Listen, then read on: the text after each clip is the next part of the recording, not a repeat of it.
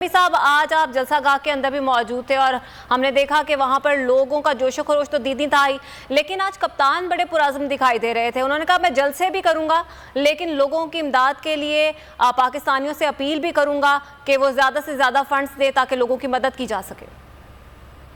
دیکھیں، یہ تو بڑی اہم باتیں تھیں جو انہوں نے کی، لیکن جو آج ایک انہوں نے بڑی اہم بات کی وہ IMF کے حوالے سے تھی۔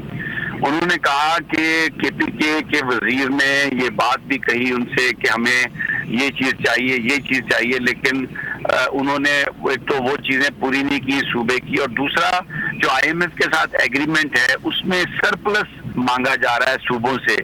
تو انہوں نے کہا کہ یہ اتنی بڑے سیلاب سے اربوں روپے کے نقصانات ہو گئے ہیں تو کون سا صوبہ سرپلس دے گا۔ پھر ذکر کیا انہوں نے کووڈ کا کہ جب اس وقت تھا تو بطور وزیر اعظم انہوں نے IMF سے ورلڈ بینک سے رعایت لی اور یہ کہا کہ بھائی آپ ہمیں اس وقت رعایت دیں کیونکہ ہم اس وقت تو کوئی پیسے واپس نہیں کر سکتے کیونکہ کووڈ کی وجہ سے اتنی زیادہ تباہی ہوئی ہے۔ تو شہباز شریف وزیر اعظم پاکستان سے انہوں نے کہا کہ بھائی اپنا ٹرانسپلانٹ کروا لو، ہارٹ ٹرانسپلانٹ، اپنے اندر ہمت پیدا کرو، یہ گوڑی چمڑی سے اتنے نہ ڈرو، یہ غلامانہ ذہنیت سے چھوڑو۔ IMF سے کہیں کہ وہ جو قرضوں کی ادائیگی ہے اس میں ریلیف دے، اس میں کیونکہ ادھر کوئی جو ہے صوبہ اور کوئی بھی وہ پیسے نہیں دے سکتا اور یہ سرپلس کہاں سے دیا جائے گا۔ تو یہ بڑی ایک امپورٹنٹ بات ہے۔ IMF کے پروگرام کے حوالے سے جو عمران خان صاحب نے جو اظہار کیا ہے اس میں KPK نے 2 مہینے پہلے کچھ کہا تھا، لکھا تھا کہ یہ چیزیں چاہیے، سرپلس لینا ہے۔ تو 2 مہینے میں وفاقی حکومت نے تو کوئی نہیں کی، چیزیں دینے تو دور کی بات ہے۔ تو مجھے لگتا ہے یہ آج IMF بھی اس کو واچ کر رہا ہوگا، دنیا بھی اس کو دیکھ رہی ہے عمران خان صاحب کی تقریروں کو، اور ہم نے بھی وہاں پر پنڈال میں لوگوں سے بات کی تو لوگ تو جو IMF کو فوری طور پر قرضے کی ادائیگی ہے، پیسے دینے کی بات ہے، لوگ تو اس پر بڑا احتجاج کر رہے ہیں، لوگ اس پر بڑے گرم ہیں، لوگ سیکھ پا ہے، لوگ چاہتے ہیں کہ ٹائم لے اور ان کو یہ جس طریقے سے جلدی یہ سائن کر کے تو شرائط میں جانا چاہتے ہیں، لوگ تو جیلن کے اس کو ریجیکٹ کر رہے ہیں۔ تو عمران خان صاحب نے بھی یہ جو بات کہی ہے یہ بڑی اہم بات ہے۔ رات مفتاح اسماعیل نے ایک بڑی 2 نمبر قسم کی پریس کانفرنس کر کے تو بڑا کہ جی سیاست نہ کریں، یہ نہ کریں، وہ نہ کریں۔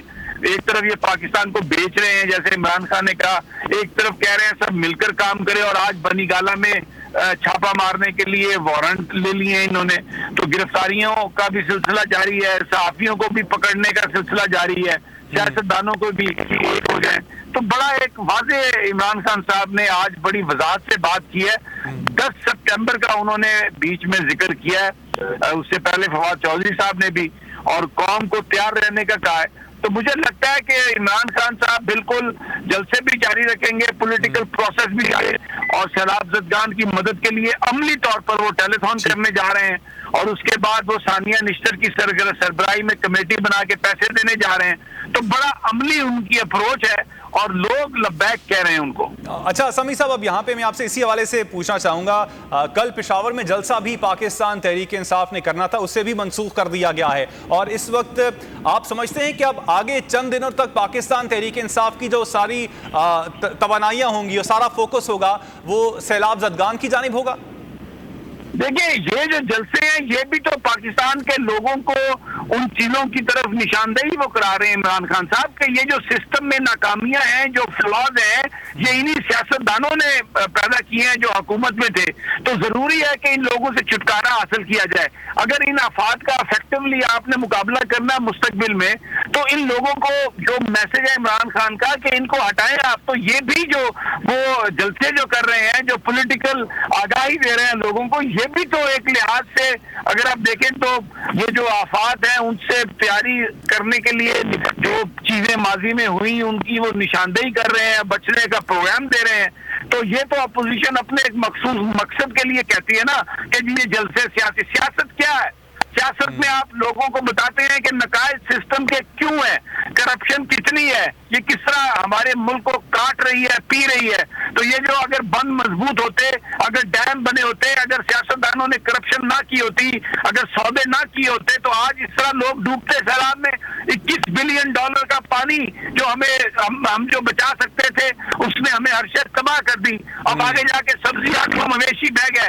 तो ये सियासत नहीं है, ये पाकिस्तान के निजाम की बात करना, खराबियों के जिम्मेदारान की बात करना, ये सही सियासत है, सही जहाद है। और क्योंकि इसमें इनके नाम आते हैं, इनका जो किरदार है वो आगे कहते हो सियासत न करे जी, सैलाब मदद। सैलाब ज़दगान की सबसे बड़ी मदद ये है कि इन सबको ऊपर जहाज में ले जाएं और ऊपर से धक्का दे दें, जिन्होंने इस मुल्क को इस निजाम तक पहुंचा, इस हाल तक पहुंचाया है। ये है सैलाब ज़दगान की और पाकिस्तानी कौम की सबसे बड़ी मदद। जिस तरह चाइनीज ने लोगों को कतारों में खड़ा करके गोलियां मारी करप्ट लोगों को, और उन गोलियों के पैसे भी उनसे लिए, ये आपको पाकिस्तान में करने की जरूरत है। वरना ये बयान है। अब क्या किया शहबाज शरीफ और बिलावल भुट्टो ने, कैमरा ले गए वहां पर, ऊपर से गरीब लोगों को वो फेंक रहे हैं बंडल, और वो तस्वीर बना के जारी कर दी कि जी वो ये कर रहे हैं। शर्म से डूब मरे। ये शहरों में दाखिल हुआ।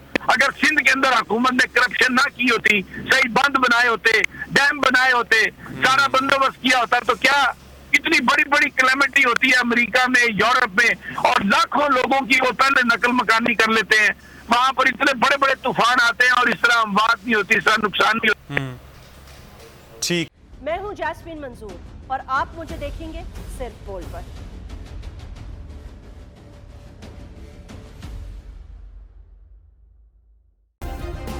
सब्सक्राइब करें और बेल दबाएं ताकि कोई खबर रह न जाए।